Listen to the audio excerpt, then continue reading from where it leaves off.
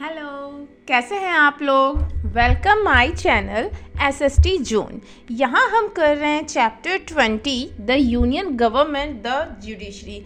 हम इस वीडियो में फुल चैप्टर एक बार में करने वाले हैं। ये क्लास 8 सोशल साइंस की है। इसमें है the union government the judiciary. चलिए पहले हम समझते हैं इस चैप्टर में हम क्या क्या करने वाले हैं। इस चैप्टर में हम करने वाले हैं जुडिशरी क्या है ये समझने वाले हैं हम, और सिविल केस और क्रिमिनल केसेस क्या होते हैं इनको हम समझेंगे। इसके बाद हम समझेंगे supreme court of India, high court of India और उसके पावर फंक्शंस। उसके बाद हम समझेंगे लोक अदालत और पब्लिक इंटरेस्ट लिटिगेशन यानी पीआईएल। चलिए लेट्स स्टार्ट। हम करते हैं व्हाट इज़ जुडिशरी। पहले तो हमने चैप्टर को अच्छे से समझना है। इसका समझने का मतलब है कि जुडिशरी है क्या, पहले तो आपको ये समझना है। हमने जाना है कि जो हमारा यूनियन गवर्नमेंट है, जो हमारे चैप्टर का नाम है the union government the judiciary, union government, इसके 3 ऑर्गन्स होते हैं जो आपने पहले से समझा हुआ है, लेजिस्लेचर, एग्जीक्यूटिव और जुडिशरी। लेजिस्लेचर का काम है लॉ बनाना, एग्जीक्यूटिव का काम है उन लॉज को अप्लाई करना, कंट्री में लागू करना, और जुडिशरी का काम है कि क्या वो लॉ सही है, क्या हमारे वो कॉन्स्टिट्यूशन के अंदर आ रहा है, इन चीज़ों को चेक करना। तो जुडिशरी क्या करती है, अगर आपके किसी दोस्त के साथ लड़ाई हो जाए, फाइट हो जाए, या किसी के साथ आपकी हाथापाई हो जाए, या किसी ने आपका ज़मीन आपका अपने अंदर ले लिया हो, आपके पैसे उधार ले लिया हो, वापस ना कर रहा हो, इन सारे सिचुएशन में हम कहाँ जाते हैं, हम जाते हैं अपने जुडिशरी के पास। तो जुडिशरी क्या करता है, हमारे डिस्प्यूट्स को सेटल करता है और फाइनल इंटरप्रेटर है हमारे कॉन्स्टिट्यूशन का, यानी कॉन्स्टिट्यूशन में जो भी चीज़ें हैं उनको सही तरीके से हमें इंटरप्रेट करके बताता है कि आखिर उसका रियल मीनिंग क्या है, उसका कोई दूसरा गलत मीनिंग ना निकाला जाए, उसको अच्छे से समझाने के लिए। ठीक है, तो सबसे पहले जुडिशरी क्या करती है, कोई भी dispute, any dispute arises related to property, violation of right, abuse of power, violence, exploitation और कोई भी डेली लाइफ से रिलेटेड चीज़ें होंगी तो हम जाएंगे कोर्ट में। हम कहाँ जाएंगे, कोर्ट ऑफ लॉ में, यानी जुडिशरी के पास जाएंगे। क्या क्या हो सकता है, प्रॉपर्टी से रिलेटेड कोई इशू, हमारे फंडामेंटल राइट से रिलेटेड कोई इशू, या फिर कोई अपने पावर का गलत इस्तेमाल कर रहा है, कोई वायलेंस कर रहा है, तो हम पहुंचते हैं यहाँ, हम जुडिशरी के पास पहुंचते हैं। वहाँ हमें मिलता है justice. The court gives justice to the aggrieved party, वो जस्टिस देगी। और ये कब होता है, जब हमारा जुडिशरी इंडिपेंडेंट हो। ठीक है, एक डेमोक्रेटिक कंट्री के लिए इंडिपेंडेंट जुडिशरी बहुत ज़रूरी है। इंडिपेंडेंट मतलब उसमें लेजिस्लेचर और एग्जीक्यूटिव या फिर किसी भी पावरफुल आदमी का कोई हाथ ना हो, उनका कोई भी रोल ना हो। जुडिशरी को सारी चीज़ें समझ के जो गलत है उसे गलत और जो सही है सही, उसका फैसला करना। अगर इन फैसलों में कई बार कंपल्शन दिया जाता है पैसों का, कई बार उन्हें क्या कहते हैं पनिशमेंट भी हो सकती है। ठीक है, अब हम समझते हैं in a federal system it is essential to have a judiciary. Federal system में जुडिशरी का होना ज़रूरी है। हमने लास्ट में किया था फेडरल सिस्टम क्या है। फेडरल सिस्टम है जहां गवर्नमेंट के 2 या 2 से ज़्यादा लेयर्स हैं, यानी सेंट्रल गवर्नमेंट है, स्टेट गवर्नमेंट है, लोकल गवर्नमेंट है। अब ये तीनों गवर्नमेंट अलग अलग तरीके से अपने अपने एरियाज़ में रूल्स लॉज लाती है। ये गवर्नमेंट सही तरीके से काम करती है कि नहीं, ये फेडरल गवर्नमेंट एक दूसरे के कामों में ज़्यादा इंटरफेयर तो नहीं करती। इन लोगों को जो वर्क दिया है वो सही अपने अपने वर्क में है और सही तरीके से कंट्री को रन करी। इन सब को हमारा जो जुडिशरी है ना, जो थर्ड ऑर्गन है, वो उसका सुपरवाइज करता है। ठीक है, अब हम समझते हैं independence of the judiciary. Justice is possible when the judiciary is independent. Justice तभी पॉसिबल है किसी के साथ जब हमारा जुडिशरी इंडिपेंडेंट हो, यानी वो आत्मनिर्भर हो, अपने आप में हो, इम्पार्शियल हो और अनबायस्ड हो। किसी के लिए ये पार्शियल ना हो और बायस्ड ना हो, यानी किसी स्पेशल कास्ट या स्पेशल तबका जो हमारी कंट्री में, या किसी मान लीजिए पैसे वाले की तरफ या किसी पॉलिटिशियन की तरफ इसका झुकाव नहीं होना चाहिए। और इसको ये सब कैसे मिलता है? अगर इंडिपेंडेंट जुडिशरी होगी तो हमारे राइट्स जो हैं उसको, सिटीज़न के राइट्स को ये जो जुडिशरी है वो क्या करेगा? प्रोटेक्ट करेगा। सिविल केसेस, क्रिमिनल केसेस बिना प्रेशर के ये सॉल्व करेगा। अभी हम आगे वाले चैप्टर, आने वाले इसमें हम सिविल केस और क्रिमिनल केस को भी समझने वाले हैं, ठीक है। कॉन्स्टिट्यूशन जो है सेवरल प्रोविजंस देता है जिससे हमारा जुडिशरी इंडिपेंडेंट रह पाए। यानी कॉन्स्टिट्यूशन जो है वो उसने जो तरीके बताए हैं कि किस तरीके से जुडिशरी जो है इंडिपेंडेंट रह सकता है, उस पर किसी का भी प्रेशर नहीं पड़ सकता है। अब ये प्रोविजंस क्या हैं, चलिए इसे समझते हैं। सबसे पहले जज की अपॉइंटमेंट क्वालिफिकेशन के बेस पे होती है। ऐसा नहीं है कि किसी पॉलिटिशियन या किसी बड़े लोग किसी को जज बना देंगे। जज बनने के लिए आपकी क्वालिफिकेशन मैटर करती है। उन्हें प्रेसिडेंट अपॉइंट ज़रूर करते हैं, बट उनके क्वालिफिकेशन के बेस पर उनका सिलेक्शन होता है। अगर एक बार कोई जज बन गए तो उन्हें रिमूव नहीं किया जा सकता। ये किस तरीके से इम्पॉर्टेंट है? मान लीजिए कोई फैसला गवर्नमेंट के अगेंस्ट हो या गवर्नमेंट एम्प्लॉय किसी के अगेंस्ट हो, कोई बड़े IAS ऑफिसर के अगेंस्ट हो, तो वो उन्हें उनकी जगह से हटा नहीं सकते। अगर एक बार जज बन गए तो उनको हटाने का तरीका जो है उसे हम कहते हैं इम्पीचमेंट। उसे हम क्या कहते हैं? इम्पीचमेंट। ये एक बड़ा प्रोसेस है जो हमने किया हुआ है कि इम्पीचमेंट में दोनों हाउसेस में से मेजॉरिटी यानी 2/3 वोट्स जब मिलता है तो इम्पीचमेंट लागू होती है, तब जज को हटाया जाता है। फिर उस पर बाकायदा केस चलेगा कि आखिर प्रॉब्लम क्या है या फिर क्या गलती हुई। जज रिसीव एडिक्वेट सैलरी। जज की सैलरी भी अच्छी खासी होती है जिससे उन्हें किसी भी तरीके का पैसे का लोभ लालच ना रहे। उनकी सैलरी इतनी होती है कि उनकी लाइफ बहुत ही अच्छी रहे। Salary and allowances can not be reduce during their tenure. उनके टेन्योर के बीच में उनके अलाउंसेस या सैलरी को कम नहीं किया जा सकता। द टेन्योर ऑफ जज इज़ फिक्स्ड। और जज का जो काम करने का टेन्योर है, जो उनके पीरियड्स हैं वो फिक्स होते हैं, वो घटाए बढ़ाए नहीं जाते हैं। उनके काम के अकॉर्डिंग उनको घटाया बढ़ाया नहीं जाता। ये सारी चीज़ें जो जज है उनको कॉन्फिडेंस देती है कि वो अपना काम बिना मतलब अनबायस्ड होके और इम्पार्शियल होके बिना हुए काम करें, ठीक है। अब हम समझते हैं टाइप ऑफ केसेस, यानी कि किस तरीके के केसेस होते हैं। हमारी कंट्री में 2 तरीके के केसेस चलेंगे, सिविल केसेस और क्रिमिनल केसेस, ठीक है। सिविल केसेस में क्या होगा? सिविल केसेस में प्रॉपर्टी से रिलेटेड केसेस आएंगी, ठीक है। जैसे कि मैरिज, किसी ने पैसे किसी से उधार ले लिए, वो केसेस हो जाएंगे।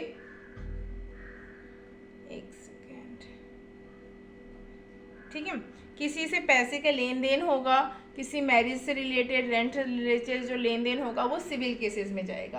क्रिमिनल केस में मर्डर, रॉबरी, चीटिंग, किसी वुमेन के साथ हैरेस करना, बीटिंग, वायलेंस, किडनैपिंग, इस तरीके केस रहेंगे। सिविल केसेस में आप ये समझ लो, मान लीजिए 2 भाइयों में 50 लाख की ज़मीन को लेके कोई झगड़ा हो गया, तो वो कहाँ जाएगा? वो सिविल केस में जाएगा, ठीक है। अगर क्रिमिनल केस में क्या जाएगा कि जो उसके साथ किसी ने मर्डर किया, किसी ने मारपीट की, तो वो हमारे क्रिमिनल केस में जाएंगे, ठीक है। Tax evasion is also criminal offence. Tax की चोरी करना, गलत तरीके से टैक्स को फाइल करना, ज़्यादा कैश में लेन देन कर लेना और ज़्यादा कैश में लेन देन कर लेना और क्या करना, जैसे GST वगैरह फाइल ना करना, तो ये सारे हमारे टैक्स से रिलेटेड जो हैं वो हमारे क्रिमिनल केस में जाएगा। और सिविल केस में बच्चों क्या है? सिविल केस में ज़्यादातर जो फैसले होंगे, सिविल केस में जो फैसले होते हैं वो पनिशमेंट, फिजिकल पनिशमेंट नहीं होता, उसमें कंपनसेशन देना होता है, यानी मुआवजा। अगर किसी को पैसे का लॉस होता है तो पैसे का ही लेन देन यानी पैसे का फाइन दिया जाता है, इसमें फाइन दिया जाता है सिविल केसेस में। बट क्रिमिनल केसेस में क्या होता है, आपको फाइन और पनिशमेंट दोनों मिल सकती है। नॉर्मली क्रिमिनल केस शुरू होता है FIR लॉन्च करने से। पुलिस इन्वेस्टिगेट करती है, केस जो है कोर्ट में फाइल होगा, अगर प्रूव्ड हो गया गिल्टी, अगर एक्यूज जो है वो गिल्टी फील हुआ यानी उसने गलती की है, तो उसे जेल हो सकता है, फाइन हो सकता है या फिर दोनों हो सकता है। ठीक है, अब हम समझते हैं कि एफआईआर क्या है। एफआईआर ऐसी रिपोर्ट है जो सबसे पहले जब हम पुलिस के पास जाएंगे तो कोई भी ऑफेंस होगा, क्रिमिनल ऑफेंस, हाथापाई टाइप, वायलेंस टाइप, तो उसे एफआईआर लॉन्च करनी होगी।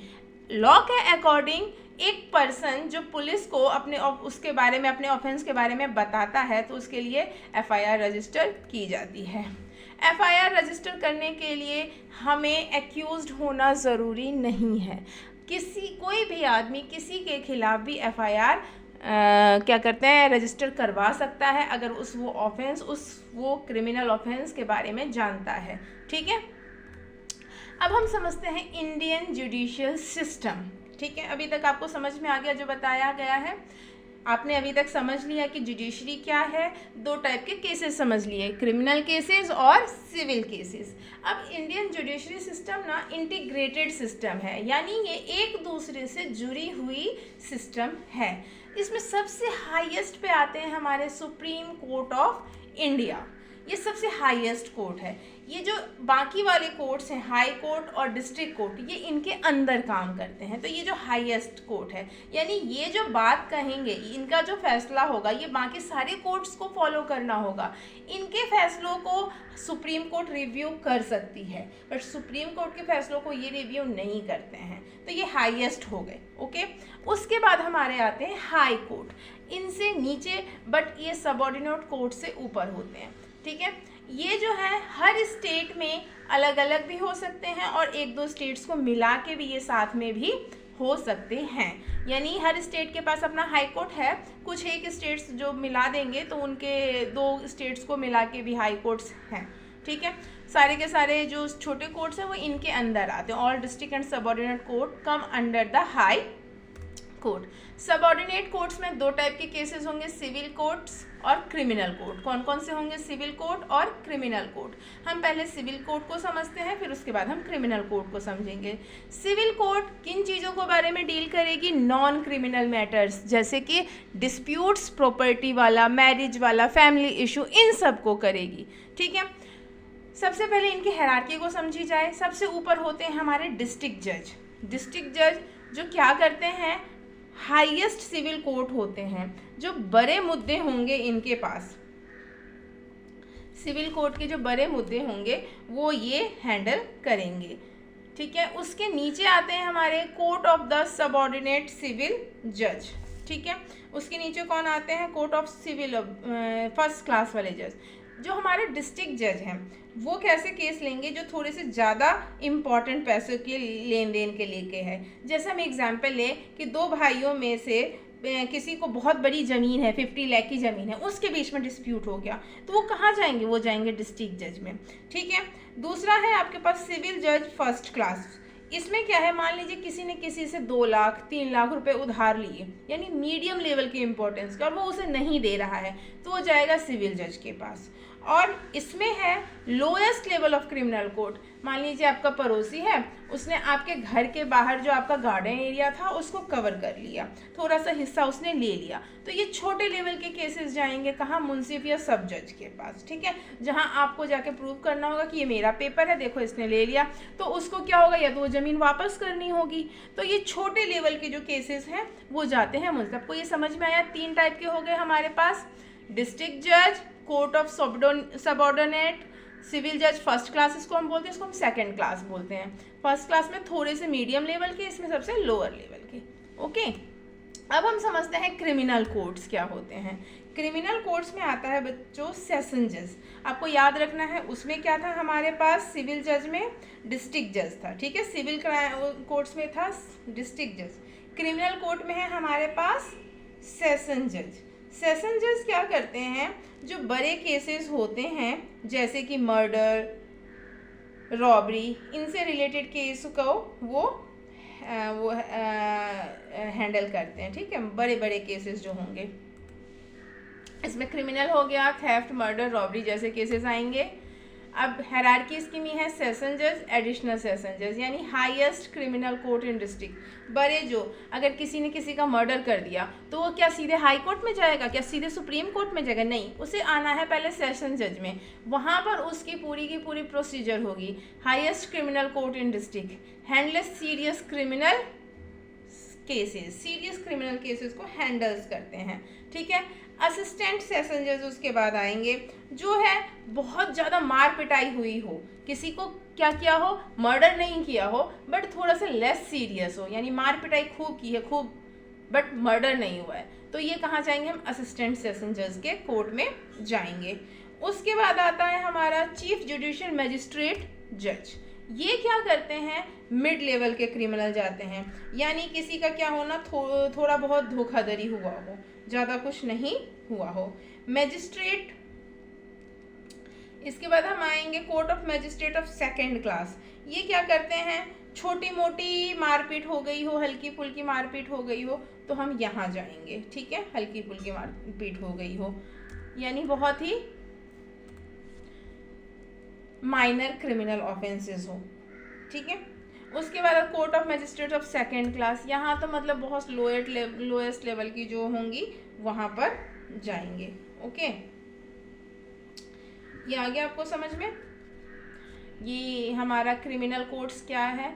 अगर हमारे पास कोई भी केस, कोई भी हमारे साथ डिस्प्यूट होगा तो हम सीक्वेंस वाइज जाते हैं। अगर हम इनके फैसलों से संतुष्ट नहीं है, हमें ये फैसले पसंद नहीं हैं, तो हम कहाँ चले जाएंगे? फिर इनके बाद हम जाएंगे हाई कोर्ट्स में।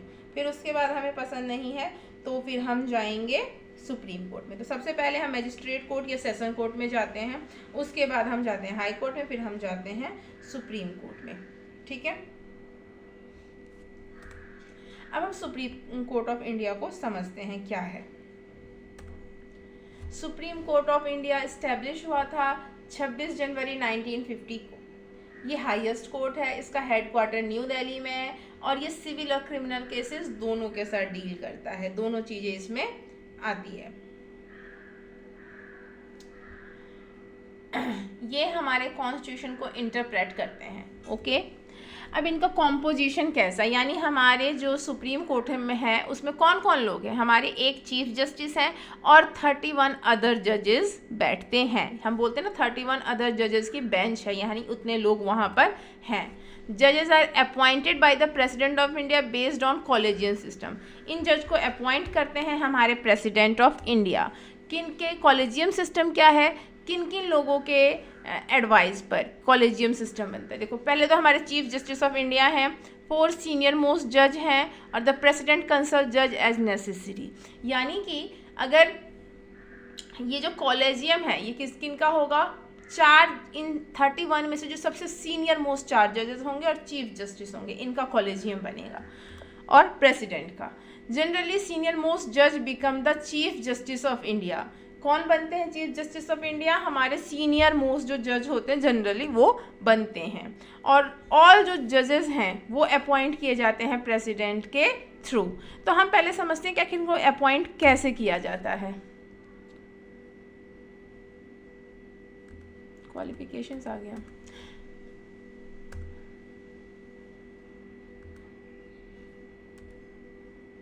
एक सेकेंड।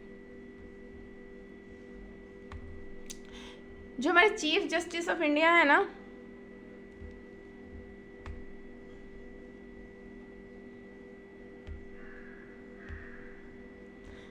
उनका सिलेक्शन होता है जो हमारे 4 सीनियर मोस्ट जज होंगे उनके थ्रू, और अपॉइंटमेंट कौन करेंगे? प्रेसिडेंट करेंगे, ठीक है। और जो सबसे सीनियर मोस्ट होते हैं वही बेसिकली बनते हैं। अब इनके क्वालिफिकेशंस को हम समझते हैं। इनकी क्वालिफिकेशंस कैसे होगी, क्या होगी? और जो ये 31 अदर जजेस हैं इनका अपॉइंटमेंट कौन करेंगे? जो चीफ जस्टिस ऑफ इंडिया हैं उनके एडवाइस पे किया जाएगा। क्वालिफिकेशन है, जज बनने के लिए उन्हें इंडिया का सिटीज़न होना ज़रूरी है, यानी इंडियन सिटीजनशिप चाहिए। हाई कोर्ट में वो एज ए जज 5 ईयर उन्होंने काम किया हो, या फिर हाई कोर्ट में एज ए एडवोकेट उन्होंने 10 ईयर्स वर्क किया हो। फिर a distinguished jurist is the opinion of president of the India. ऐसा भी हो सकता है कि प्रेसिडेंट किनको वो करें कि जो डिस्टिंग्विश्ड यानी जिन प्रेसिडेंट को अगर लगता हो कि कोई उनकी नज़र में ऐसा ज्यूरिस्ट है जिनको सब कुछ पता है तो वो भी कर सकते हैं। फंस गए, एक मिनट।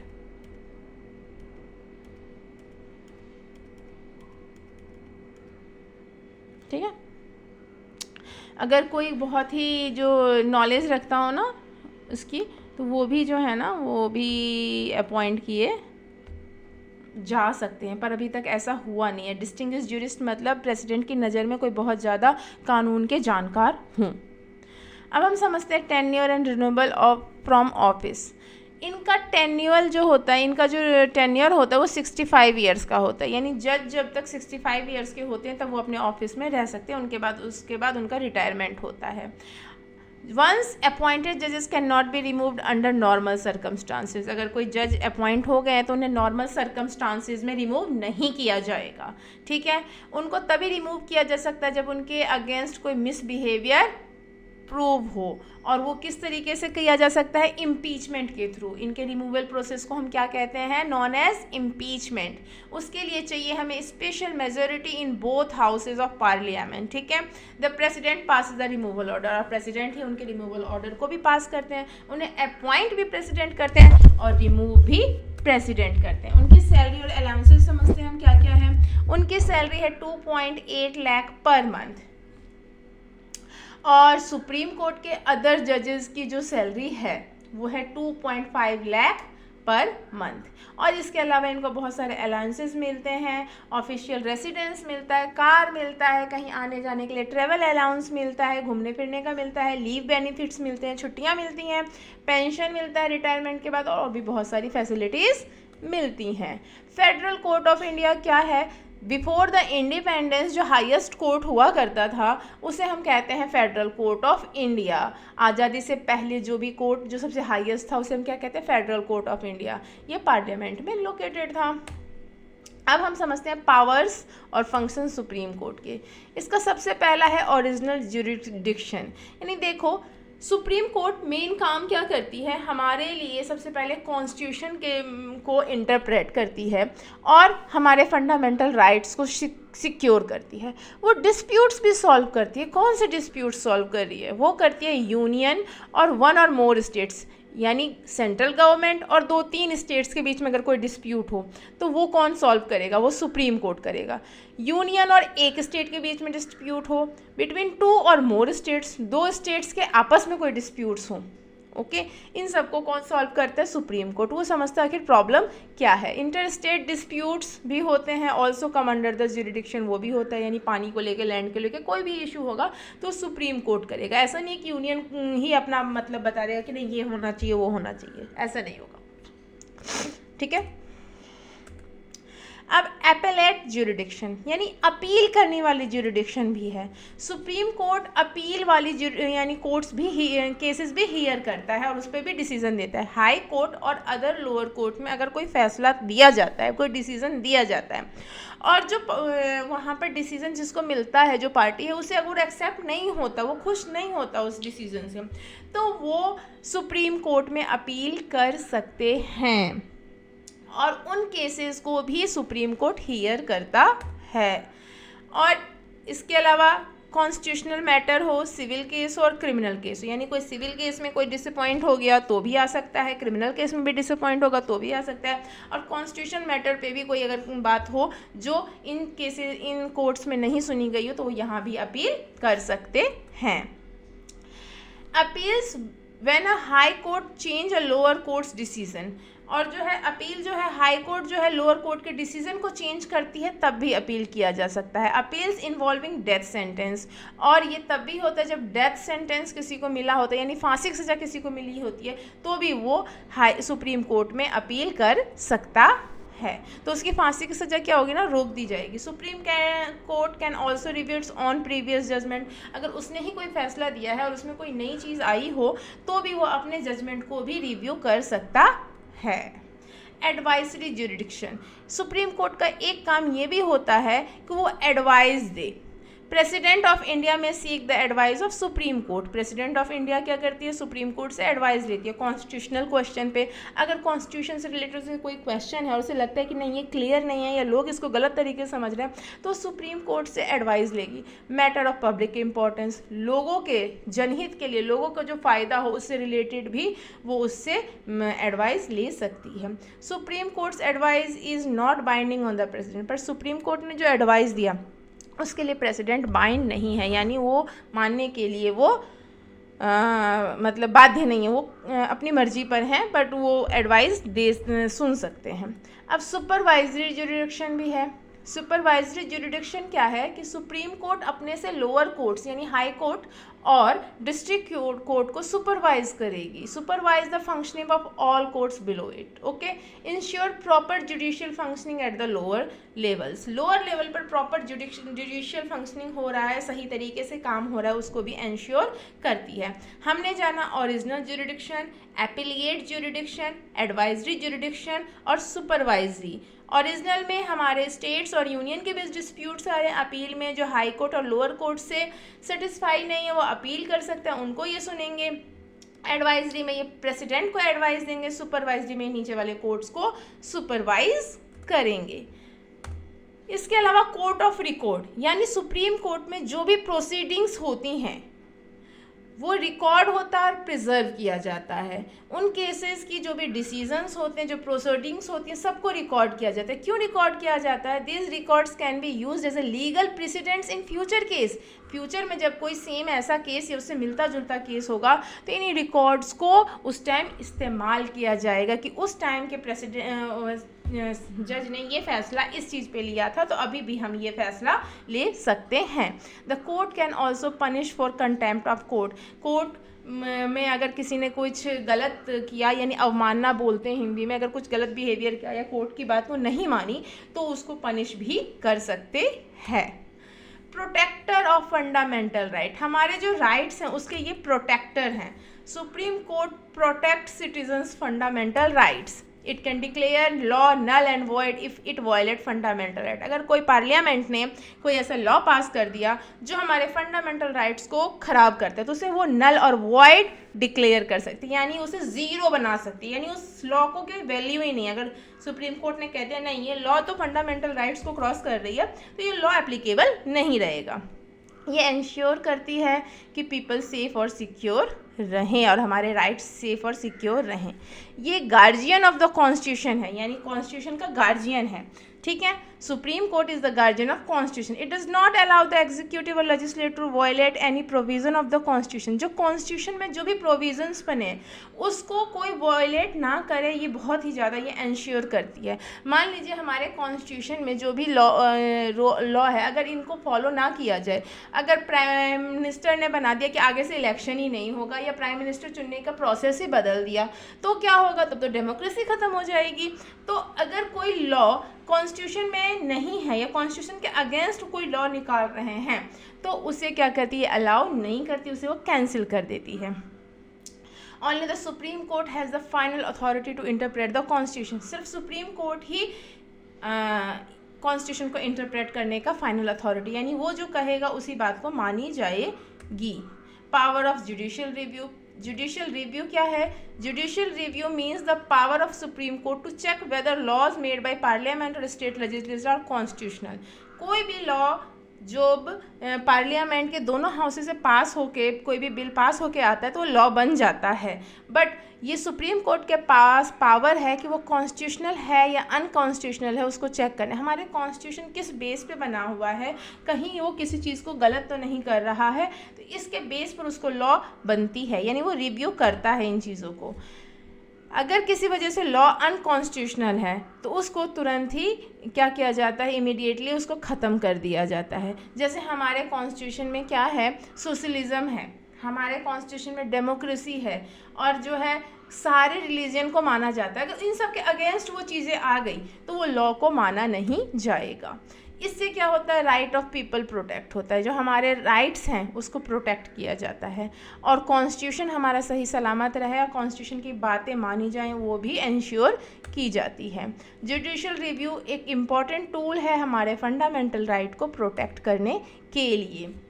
ये गवर्नमेंट की एक्टिविटीज़ को ऑब्जर्व करता है, ऑन कॉन्स्टिट्यूशनल एक्शंस को रोकता है, और फेयर जस्टिस और फेयर ट्रायल हमें प्रोवाइड करता है।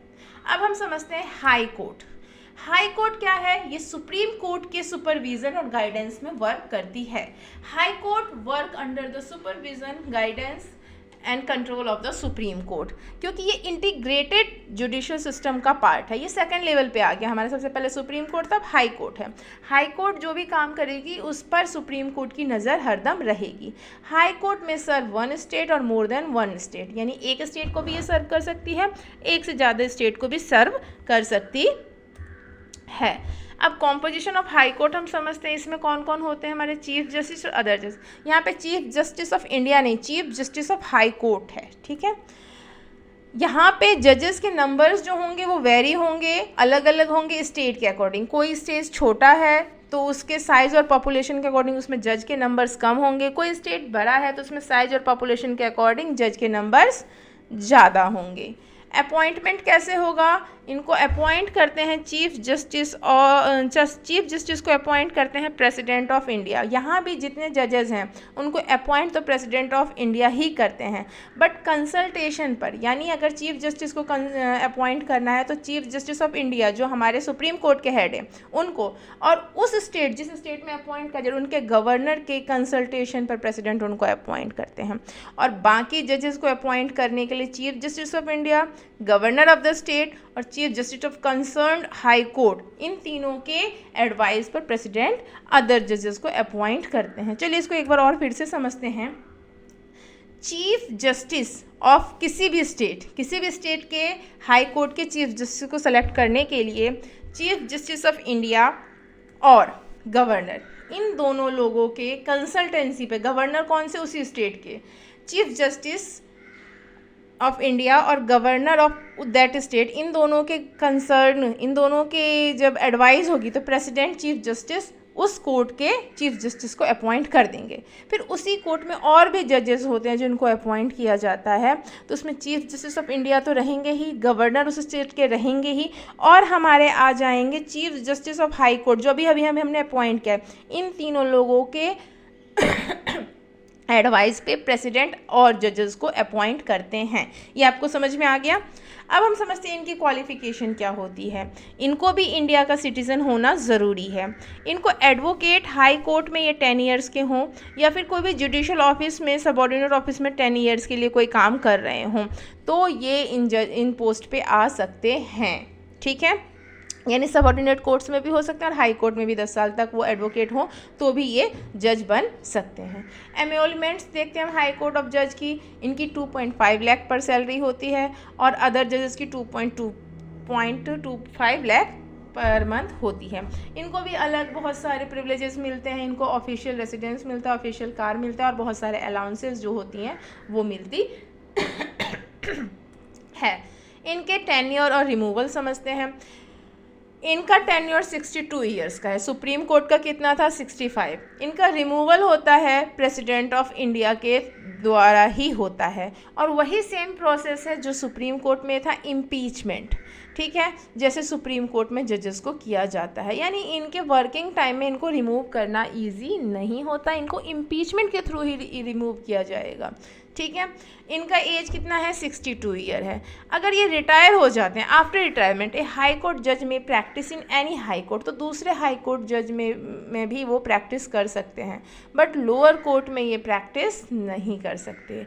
She may be appointed as a जज ऑफ सुप्रीम कोर्ट, और ये सुप्रीम कोर्ट के जज भी अपॉइंट हो सकते हैं, okay. Power and function of high court समझते हैं हम। इनके पास भी एपिलिएट ज्यूरिडिक्शन होता है, जो मैंने सुप्रीम कोर्ट वाले में समझाया था। यहाँ पे एपिलिएट ज्यूरिडिक्शन कब होगा? हाई कोर्ट में, जब जो उससे लोअर कोर्ट्स हैं वो अपील करेगी तो वो वहाँ से जिन लोगों को जो भी डिसीज़न आया वो एक्सेप्ट नहीं होगा तो वो हाई कोर्ट में अपील कर सकते हैं। यहाँ भी सिविल और क्रिमिनल केसेस दोनों सुने जाते हैं, ठीक है।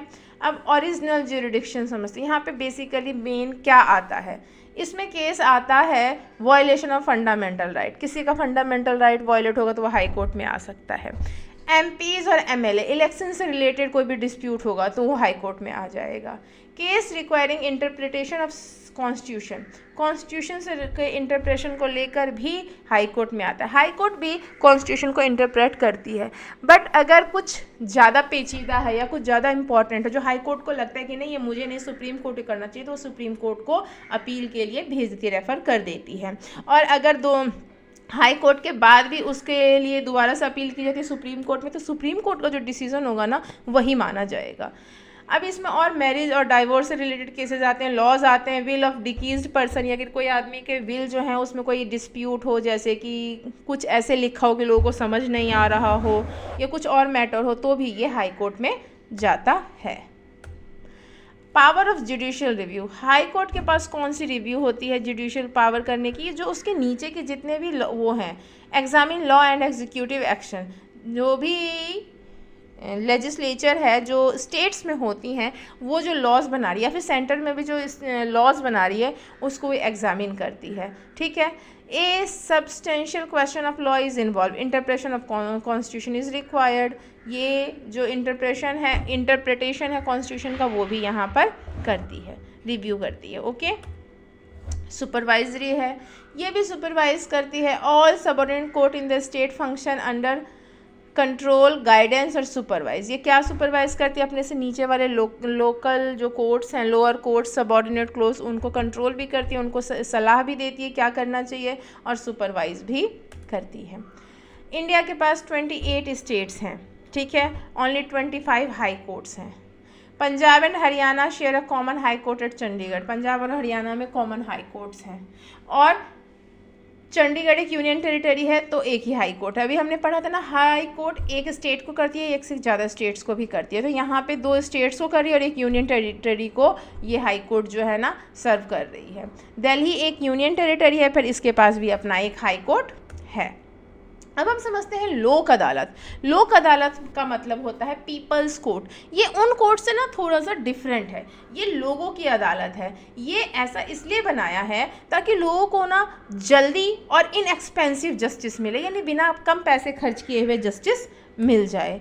एक लोक अदालत is Delhi settled, a Lok Adalat in Delhi settled about 150 case on the first day. एक दिन में इसने 150 केस फर्स्ट वो कर दिया, यानी इतनी जल्दी ये काम कर रहा है। इतनी जल्दी काम इसलिए कर रहा है क्योंकि यहाँ पे बहुत बड़े बड़े केसेस नहीं आएंगे। यहाँ पे दोनों पार्टी जो चाहती है कि हमें कम समय में सही फैसला और कम पैसे खर्च के फैसला मिल जाए, वो लोग इस कोर्ट में आएंगे, लोक अदालत में आएंगे। इसमें म्यूचुअल अंडरस्टैंडिंग से होगा, इसमें कोई पनिशमेंट किसी को नहीं मिलेगी, इसमें म्यूचुअल अंडरस्टैंडिंग से, अग्रीमेंट से डिसीजन लिया जाता है। कैसे काम करती है वर्किंग ऑफ लोक अदालत, कैसे करती है? Normally presided over a retired जज। इनको कौन प्रिसाइड करेंगे? रिटायर्ड जज। The dispute party present their case themselves. अब इसमें हमें लॉयर की नीड नहीं है, जो दोनों पार्टी है वो अपने आप को खुद ही प्रेजेंट करती है। भाई मेरा ज़मीन इसने ऐसे ले लिया था, तो नहीं ये ज़मीन तो हमारा था। दोनों पेपर दिखाएंगे, कोई एडवोकेट और प्लीडर की ज़रूरत नहीं है, दोनों पेपर दिखाएंगे, कोई विटनेस की ज़रूरत नहीं है, और जज देखेगा कि किसकी बात सही लग रही है और कितनी सही है। उस पर दोनों की, भाई देखो तुम्हारी दोनों की बात सुनी जा रही है, पर ऐसा करते हैं कि इस पेपर में इतना सच दिख रहा है तो ये तुम्हारा माना जाए, ये तुम्हारा माने, दोनों कॉम्प्रोमाइज़ कर ले। नहीं तो ये तुम्हारा ही है तो ये इसके बदले ये पैसे दे देगा, आप ये ले लो क्योंकि इसने इस जगह पे घर बना लिया है। ऐसी कोई बात हो जाए तो माना जाता है। Disputes are settle through compromise, दोनों में से कॉम्प्रोमाइज़ कर ले, म्यूचुअल एग्रीमेंट कर ले, या उसी टाइम में डिसीजन हो जाए। अब लोक अदालत का ओरिजिन कैसे हुआ? हमारे एक जस्टिस हैं PN भगवती, जो former chief justice of India रहे हैं, उन्होंने ही इस चीज़ को स्टार्ट किया। Inspired by ancient gram panchayat system, जो पुराना ग्राम पंचायत सिस्टम है उससे एडवाइस है। जैसे गांव में छोटी छोटी बातों को फैसला कर देते हैं, हाँ 2-4 लोग मिलके कि हाँ ये ज़मीन भाई उसकी थी, उसके पिताजी को मैंने देखा था, इस तरीके से। तो इस तरीके से यहाँ भी इसको सॉल्यूशन कर दिया जाता है।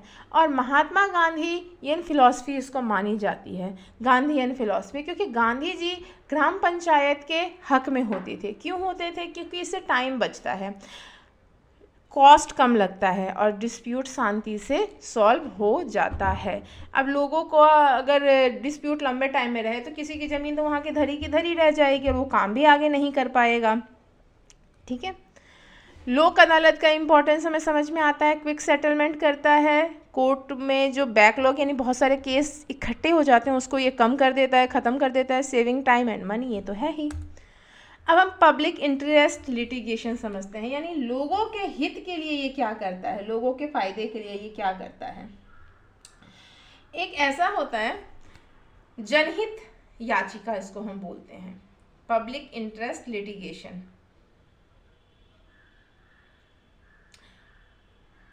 यानी लोगों के फायदे के लिए जो लिटिगेशंस होगा, ये क्या होता है, it means to protect the interest of the public, यानी लोगों का जो फ़ायदा होगा, समाज का जो हित होगा, पब्लिक मीन्स पूरा जो सोसाइटी है, उसके फ़ायदे के लिए जो चीज़ें बनाई जाएंगी, जो लॉज होंगे या जो कोई प्रॉब्लम होंगी, उनसे रिलेटेड जो लिट होगा उसको कोर्ट में केस डाला जाता है।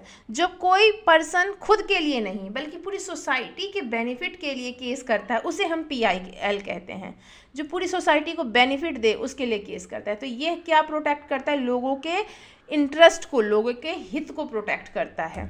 ठीक है, इसको सुप्रीम कोर्ट ऑफ इंडिया ने ही इंट्रोड्यूस किया है। ये किन लोगों के लिए हेल्पफुल है, poor, illiterate, weaker section who can not approach court easily, जो गरीब लोग होते हैं, अनपढ़ लोग होते हैं और जो वहाँ पर इजीली पहुँच नहीं सकते।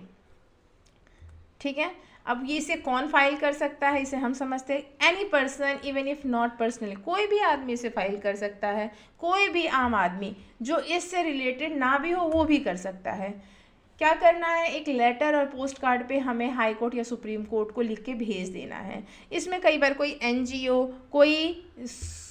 NGO वर्कर या फिर कोई भी आदमी ये सब आगे बढ़ के इस काम को करते हैं, क्योंकि ये सोसाइटी के वेलफेयर के लिए है। The matter must be serious public importance, यानी पब्लिक के फ़ायदे के लिए होना चाहिए। कैसे होना चाहिए, क्या क्या हो सकता है इसमें हो सकता है कोई नदी है उसमें पानी गंदा आ रहा है, यानी रिवर का जो वाटर है वो पॉल्यूट हो रहा है, किसी पुअर पे क्या कर रहे हैं, एक्सप्लॉइट कर रहे हैं। ठीक है, ऐसी चीज़ें, सड़कें टूटी हुई हैं, मेन होल खुले हुए हैं, इस तरीके की चीज़ें जो है ना वो हम इसके अगेंस्ट हम कर सकते हैं। मान लीजिए आप किसी ऐसे इलाके में रहते हैं जहाँ फैक्ट्री से गंदा पानी आ रहा है, तो आप क्या करेंगे, आप हाई कोर्ट या सुप्रीम कोर्ट में PIL फाइल कर सकते हैं। एग्जाम्पल देख लेते हैं, अनसेफ और poor transport, okay, supply unhygienic drinking water, exploitation of women and children. ये छोटे से एग्जाम्पल्स हैं जिससे आपको समझ में आए कि PIL में कौन कौन से टॉपिक्स हो सकते हैं। सोशल एंड इन्वायरमेंटल इश्यूज़, इसके अलावा भी अगर आप कुछ पता था आप कमेंट में मुझे बताएं। इम्पोर्टेंस क्या है इसका, कि कोर्ट जो है इन केस को पब्लिक इम्पोर्टेंस के केस को ध्यान देती है, जो चीज़ें गवर्नमेंट और कोर्ट से दिखे नहीं रहते हैं, जो उन्हें पता नहीं चल पाते उन जगह पे। इससे पुअर इलिटरेट लोगों की हेल्प हो जाती है। Provide legal help to millions, इससे एक साथ बहुत सारे लोगों को लीगल हेल्प मिल जाती है। Has corrected many social wrongs, और समाज में होने वाली बहुत सारी गलत चीज़ें उनको ये ठीक कर देते हैं। Considered a boon for the common man के लिए एक ये वरदान है। चलिए, thank you, this is presented by Kalpana Jha. Okay.